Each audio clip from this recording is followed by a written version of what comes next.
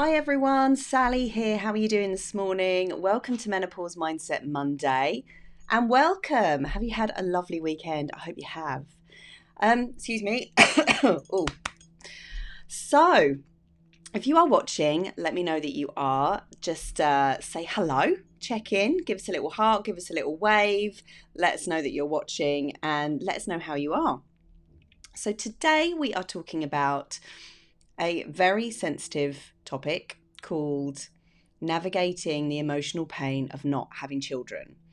And this is a really important topic at menopause, and I don't think it's really discussed enough. It's sort of like the elephant in the room, isn't it? It's another layer of shame that women have to deal with. Like, oh my God, we're over the hill. That label, we're over the hill and we don't have kids. And so what does that mean for us? Please excuse me. Very inopportune cough there. So this is important because we do have a biological clock and there can be a feeling that time is running out.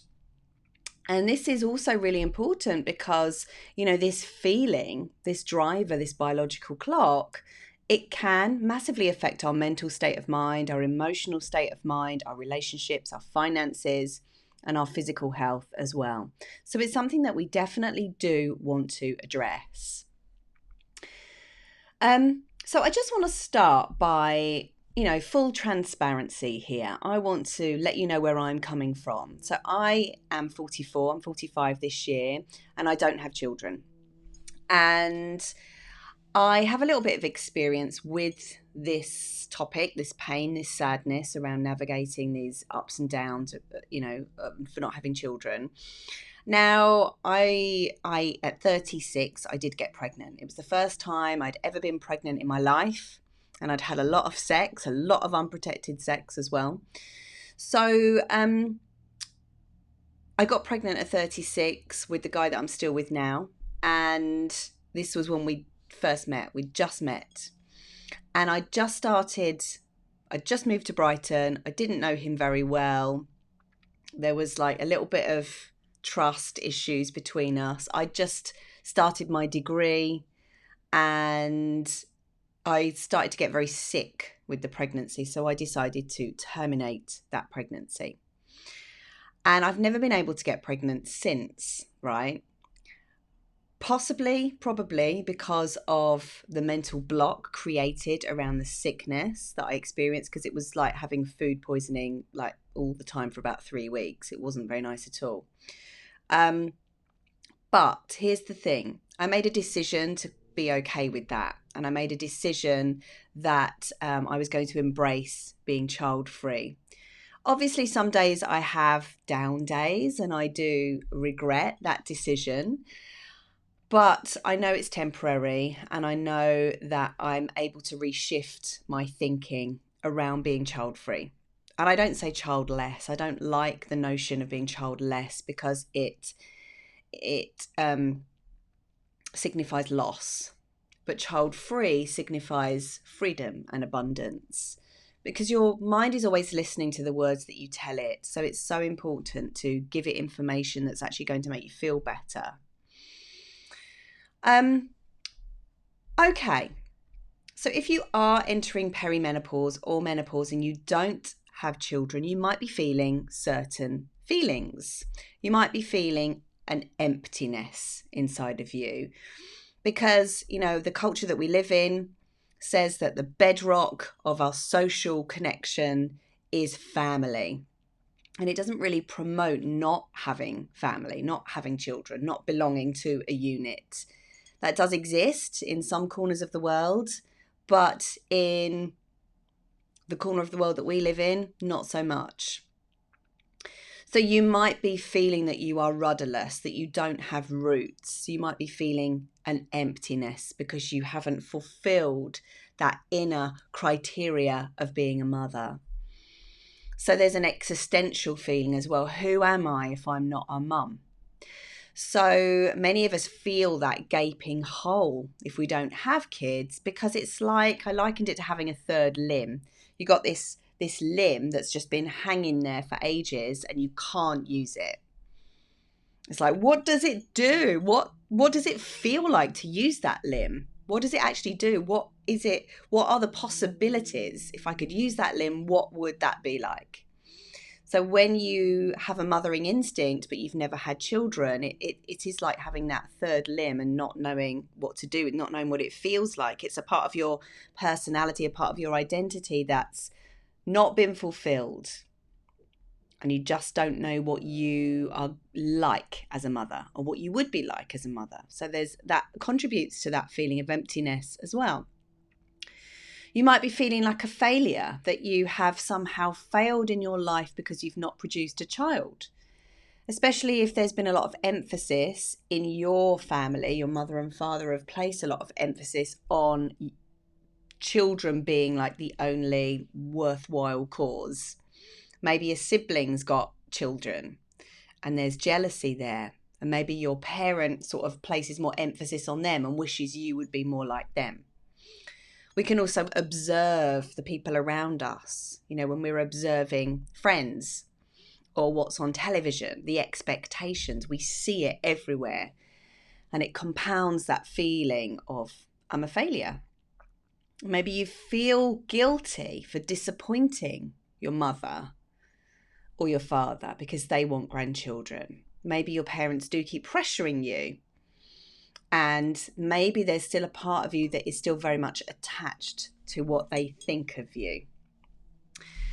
All right, so first things first then, before we move anywhere with changing our mindset around this, we first need to acknowledge why we feel this grief and loss and acknowledge that it's probably not our fault and acknowledge those feelings. So before you shift anything in life, let me just put this on silent. Before you shift anything emotionally, you have to first accept it. It's called the acceptance paradox. You have to look at your life and you have to go, this is what I've created for myself. And that is okay. I did the best I could with the tools that I had. And now I'm going to change things. But before you do, there's a real sense of needing to surrender.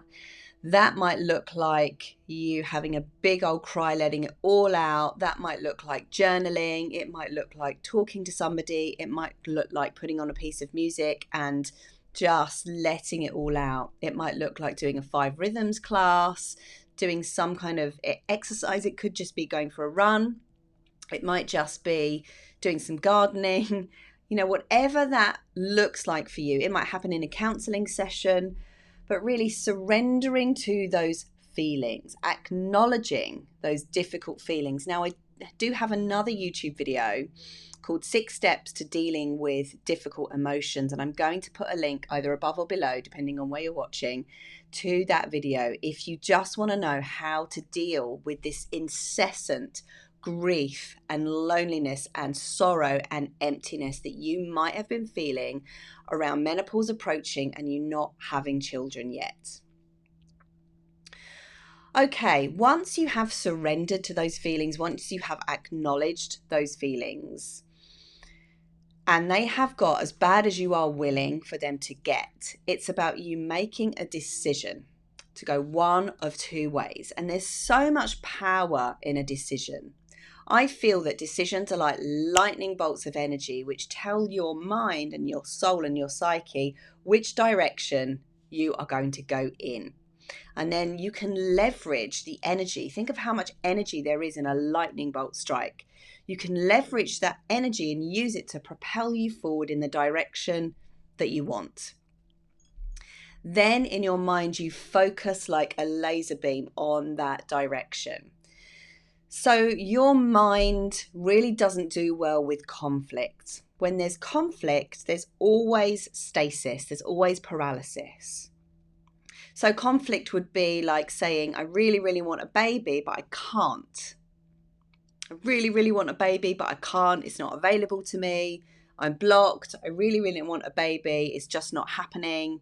You've got the want and then you've got the not. And that creates conflict.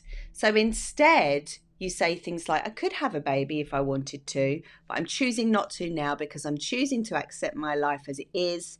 And I'm moving forward, finding great meaning, great purpose, great social connections in my life. So there's this idea that I can, providing you're still having periods, but I'm choosing not to. When you say I could, but I'm choosing not to, that puts you into alignment. That puts you in a place of non-resistance.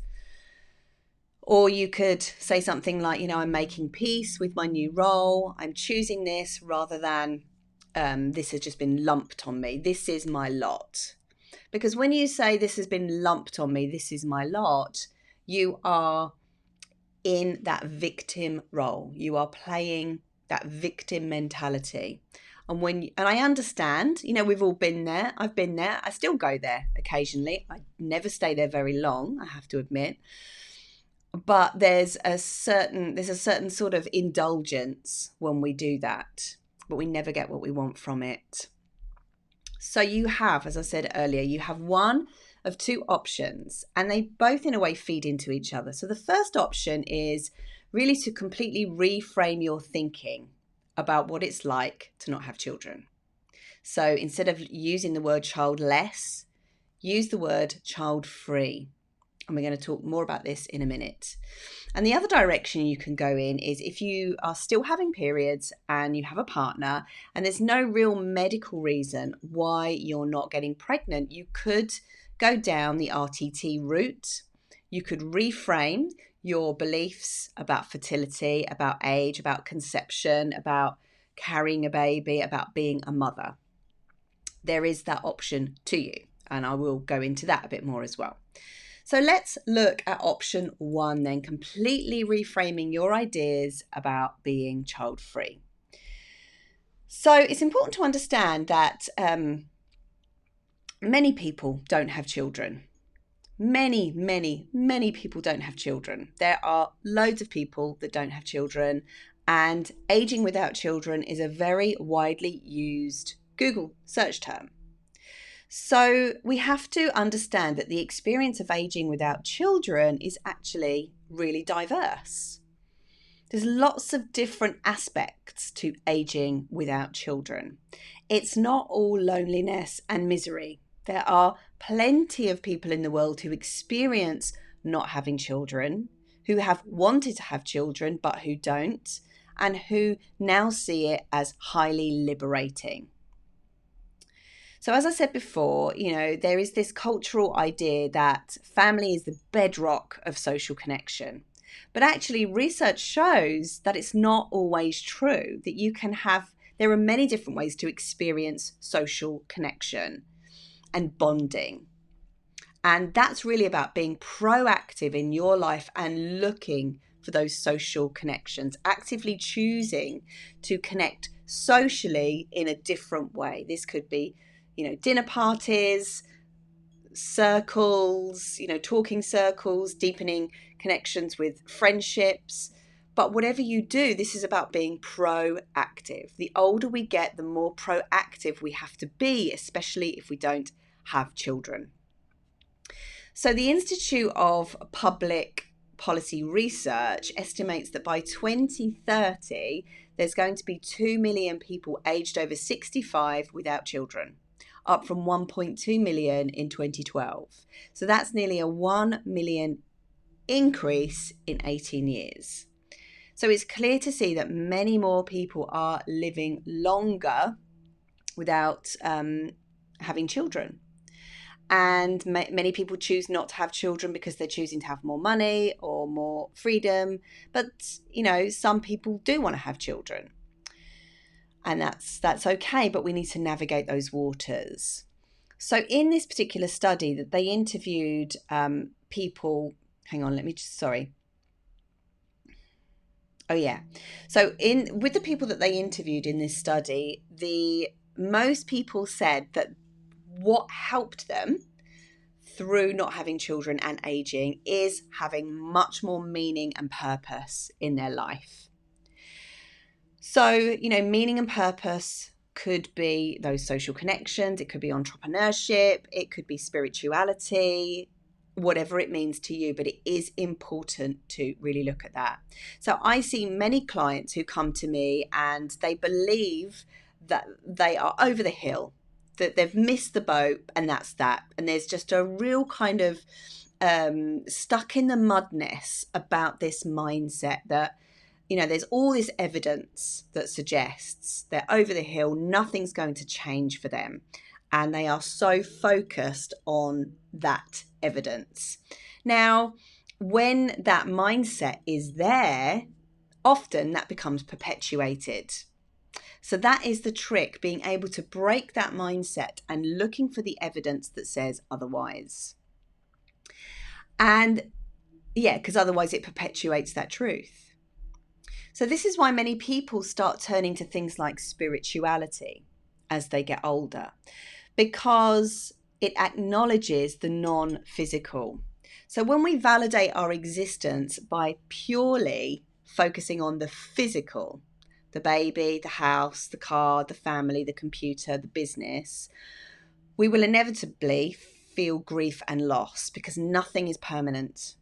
Nothing is permanent. Everything at some point will be taken away from us. So when we place a lot of emphasis on the physical, we will inevitably end up experiencing grief, loss, sadness, all of those things. So this is about learning what else there is beyond the physical. This is about getting interested, being curious about that which we can't measure beyond science. Now, there's loads of mystical traditions that have been talking about this stuff for ages. But actually now we are learning that the stuff that we can't see is real too. There are ways of measuring the stuff that we can't see. You know, how do dowsing rods work?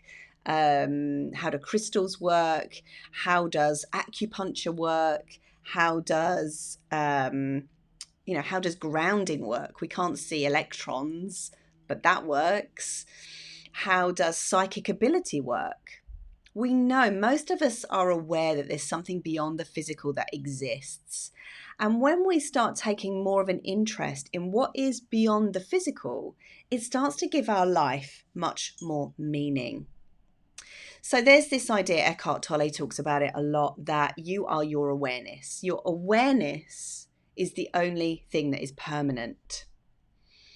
And so when we elevate our awareness, when we become aware that we are aware, we start integrating more with what he calls the formless. Now, this is a huge subject, and if you are interested in it, I would recommend diving into Eckhart Tolle, Michael Singer, Deepak Chopra, Anodea Judith. These are all really phenomenal teachers that teach on the subject of spirituality. So you might be thinking, okay, well, this is all well and good, but how is this going to really help me with my grief? The thing is, when we wish emotions away, like fear, like grief, like loss, they actually stick around much longer. It's like what you resist persists. What you say shouldn't be there, it must go, it's not right, it tends to persist. So this is why we must acknowledge those emotions. It's going back to that first step that I said before. We must acknowledge those emotions. We must respect them. We must almost allow them to be there. That's how you get rid of a panic attack. You just let it in. You let it come. You don't go, oh my God, oh my God, oh my God, go away, go away, go away. That makes it worse, right? You have to say, bring it on, bring it in. I was talking about the idea of overwhelm in another group the other day, and I was trying to teach them about this idea of it's just overwhelm. Like, don't over dramatize it. And this is the thing with grief, sadness, loss, and loneliness. They are intense emotions, but try not to compound them with extra levels of self-deprecation. I shouldn't be feeling this. Like, just feel it. It's just grief. It's just loss. Yes, it can feel harrowing. Yes, it can feel debilitating, but just feel it. Let it through you. Let it pass through you. Imagine you are a conduit and that emotion is just passing through you. And if you let it pass through you, it won't back up. If you imagine like a pipe that's blocked, all that pressure, all that water is backing up and backing up. You've got to let it through you. So we must acknowledge them and understand that they are there for a reason. When we allow ourselves to perpetuate grief, because underneath it we perhaps feel guilty about something, either not performing or not having a child, it just sticks around. And often grief can be there because we are seeing our life situation as negative or as a loss. And that is understandable. But there may come a time in your life where you feel like enough is enough. And this is when you snap your fingers and you decide, that lightning bolt decision comes in through you, and you decide to change and you decide to do something differently or to shift your perspective. So this is about going, okay, I'm child free. I don't have children. I wanted children, but I don't. And I accept that. Now, accepting doesn't mean that you are giving up on the idea of having children, because I'm going to come to that in a minute. But when you accept and surrender, you actually let go. And then you give yourself a much better chance of falling pregnant, if that's going to happen for you. So it's deciding to free yourself from that negative experience of grief, loss, or sadness or emptiness, because you realize you actually do have a choice. You have a choice to feel differently. And most people do not realize they have a choice. Most people feel that once they're in grief, loss, and sadness, they keep focusing on it. It keeps getting worse and worse and worse. They're waiting for it to stop, but it never does. You do have a choice. You can think about this differently. And one of the best ways to do this is to start to, very slowly but surely, but it's about starting to find more meaning and more purpose in your life in another way that's not related to children. And it's about acknowledging what you wanted for yourself and writing it down or speaking out as if it's in the part I saw myself as a mother, but it never happened. And it was sad for me. And I experienced a lot of grief and loss. But now I'm deciding I'm not going to focus on that anymore, because I don't want to hold myself back, because I believe that there is life after menopause. There is life after fertility. I have so much to give this world. So what can you do? What can you look at in your life? How can you look at your life differently so that you can see your gifts, your talents? And that's why I'm actually a really big advocate for entrepreneurship at this time in your life.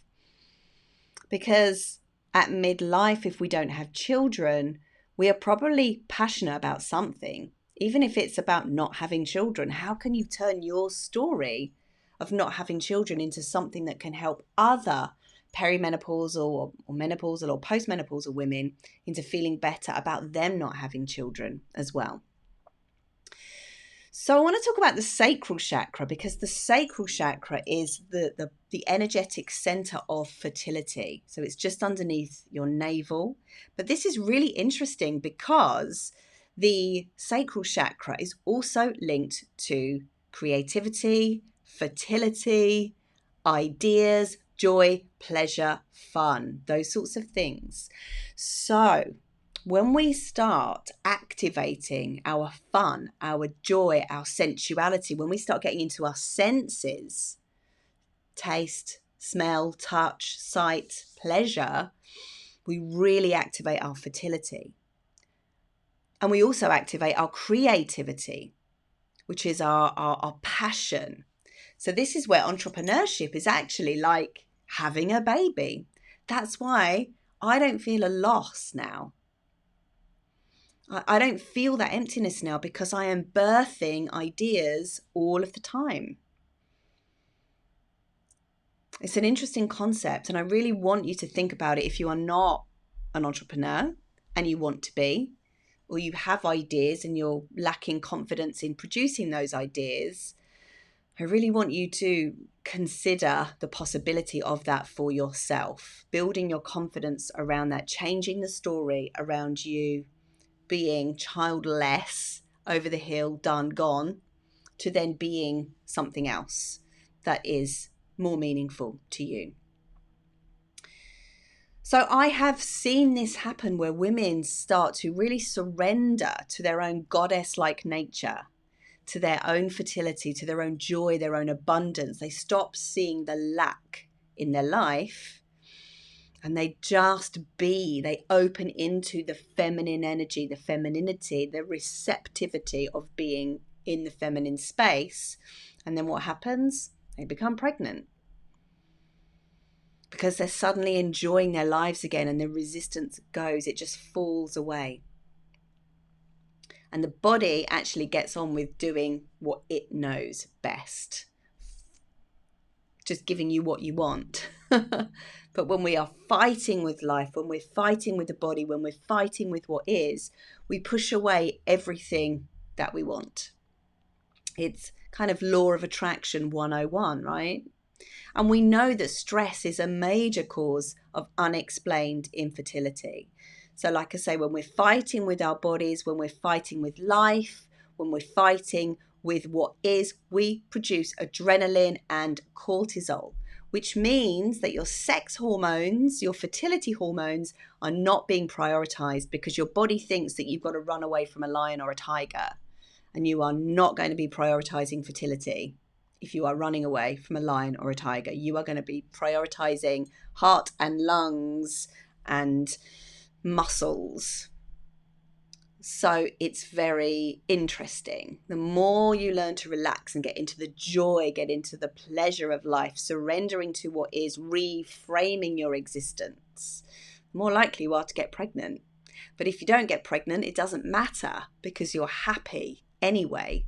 It's like Abraham Hicks says, the quickest way to manifest what you want is to not need the thing that you want to manifest. I call it the gap, getting into the gap. Anna. Hey, Anna. I used to feel this way, and then I had a baby later in life and realised motherhood is not the answer to happiness. Wow. That's amazing. I've just got so many goosebumps when you said that. So what do you think is the answer to happiness, Anna? I would be really interested to find out from you. Okay, so if you are still having periods and maybe you've been diagnosed with unexplained infertility, you might be able to conceive. But we need to acknowledge that there are lots of limiting beliefs that can come with this idea of fertility and can really stump fertility. So I have a book from Marissa Peer, Trying to Get Pregnant and Succeeding. I recommend it if that's still an option for you. And in that book, she recounts some limiting beliefs that we may have. Things like nature doesn't expect us to have babies after 35. Things like my eggs diminish in quality and quantity after 35. I'm much more likely to have a handicapped baby or a miscarriage at my age. I'll look stupid at the clinic as an older mother. I don't know how to raise a baby. I don't like change. I've got kind of set in my ways. I might not be able to cope. I won't be able to function without sleep.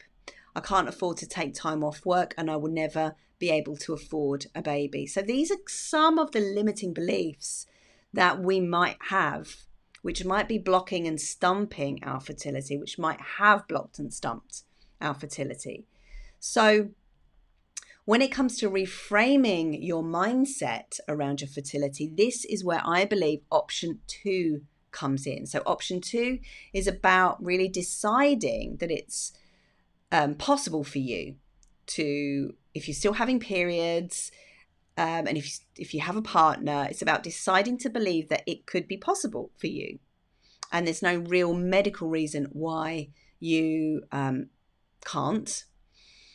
And, going through a process like rapid transformational therapy could really help you with this. Let me just see what Anna said. Self-acceptance. Yeah. So Anna has said that motherhood's not always the answer, but self-acceptance was the thing that really led to her happiness. Yeah, I would agree, actually. It's definitely helped me as well. Just acceptance of my life situation as well, and surrendering to my life situation. As I think, what other choice have I got? I can either continue to be miserable and sad and continue to manifest a representation of that sadness, or I can love my life. Or even if I can't love my life, I can accept my life and just go, it is what it is. All right, so if option 2 is available to you, if you want to start laser beaming your focus so that you increase your chances of getting pregnant, if you believe that that is still available to you, this is about reframing your mind about the possibilities of having a child. So I just want to read something to you. This is page 85 in this book. So many of us in perimenopause feel that we are over the hill, it's too late, we couldn't possibly carry a child to full term.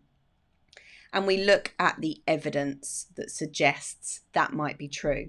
But in this book, Marissa Peer gives us quite a few different examples of women who have had children in their 40s and beyond. So Annie Leibovitz was in her 50s when she had a baby through IVF. Al Pacino and Beverly D'Angelo had twin boys when she was 49 and he was in his early 60s via IVF. Cheryl Tieggs had twins at age 42. Helen Fielding had her first child at 45 and her second at 48. Arlene Phillips had a second daughter naturally at age 48. Gina Davis had her first baby at 46 and twins at 48 through IVF. Kelly Preston had a baby boy at age 48. Iman had a daughter with David Bowie at age 47. Holly Hunter had twins at age 47. Diana Ross and Susan Sarandon both had babies at age 46. Sherry Blair had Leo at age 45. Jane Seymour and Marsha Cross had twins at age 44. Mira Sial had a baby naturally at age 44. Carla Bruni had a baby at age 44. Sharon Davis had her third child at age 44. Caroline Quentin gave birth at age 43. Mariella Fostrup had her children ages 41 and 42. And the list goes on and on and on. Bob Champion had testicular cancer, while Lance Armstrong had both testicular cancer and brain cancer. They were each told that they would not be able to father children and have both gone on to do so. So, this really is about looking at the other evidence, not the evidence that causes us to feel really bad about ourselves. So, if you feel that option 2 is a path that you want to go down, I would really, really start by doing option 1, by sort of surrendering into the joy of who you are and almost not needing it, but at the same time, laser beaming your focus on changing your belief structure around this, and also starting to bring in natural pleasure into your life, because the sacral chakra is so powerful and it can switch on that fertility. So I did a video all about pleasure, and I'm going to put that in the comments either above or below.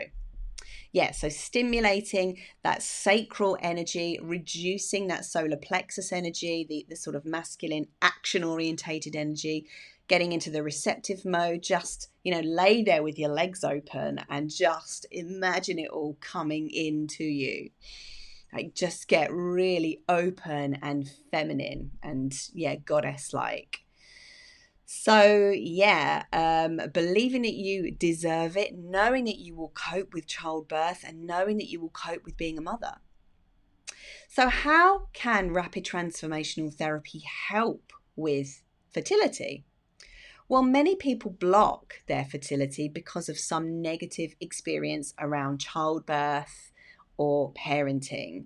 So you might have, for example, seen something on TV when you were younger that was really harrowing, a woman screaming in a hospital trying to give birth and everything going wrong. They do like to over dramatize these things in these medical dramas. Maybe you saw something as a child and that and you created a belief that said, I'm never going to do that. I'm never going to put myself through that. Maybe you saw your mother not coping very well. Maybe you saw something that you just went, no, that's not for me. Maybe you don't like hospitals. Maybe you have the phobia of being in the medical world or being in a hospital.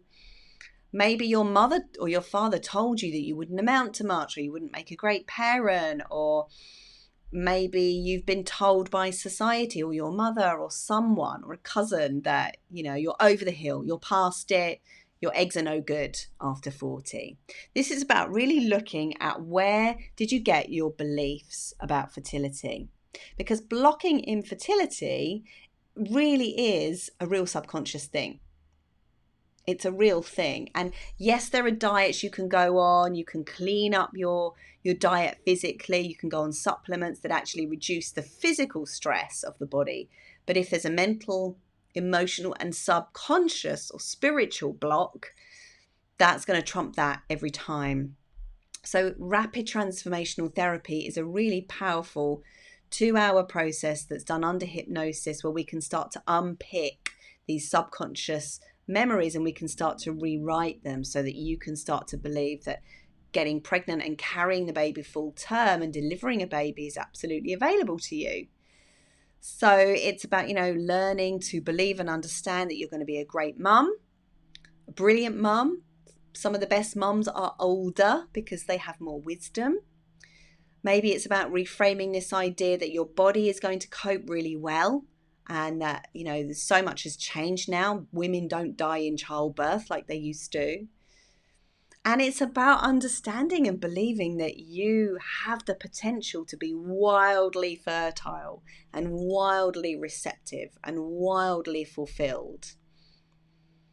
So notice the feeling that you're getting when I'm using that language. Because if you don't have that language going on in your mindset, you're not going to be getting that feeling. And it's the feeling that tells the body what to switch on and what to switch off. So yeah, your mind can switch your fertility on and your mind can switch your fertility off. So obviously the stuff that I'm talking about with this option 2 is very broad, and every single person is very different. Every single case is very nuanced.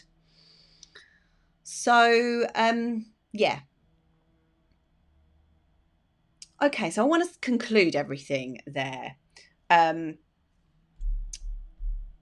Yes, I do want to conclude everything there. So how do we go about navigating the pain of the feelings of grief and loss if we don't have children and we are in the perimenopause?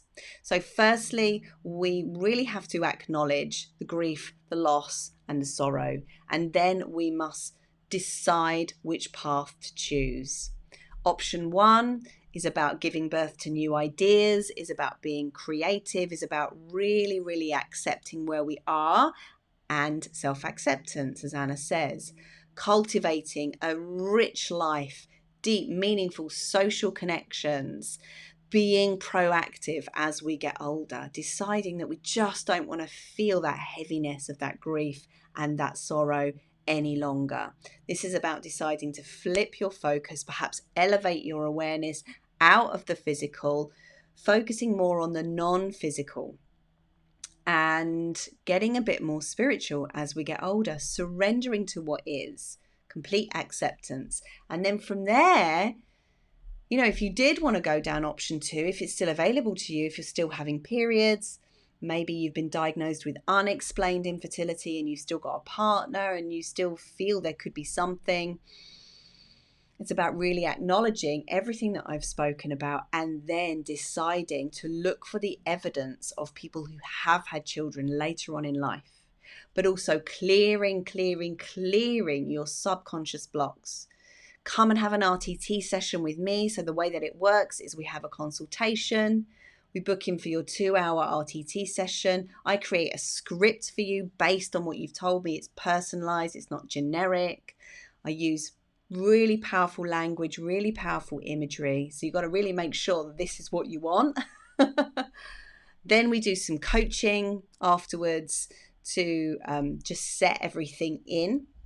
So the RTT is more about going back into the past and deconstructing and then reconstructing. And then the coaching is more about strategies and mindset shifts for the now, checking in, reflecting, seeing where we might need to do little tweaks.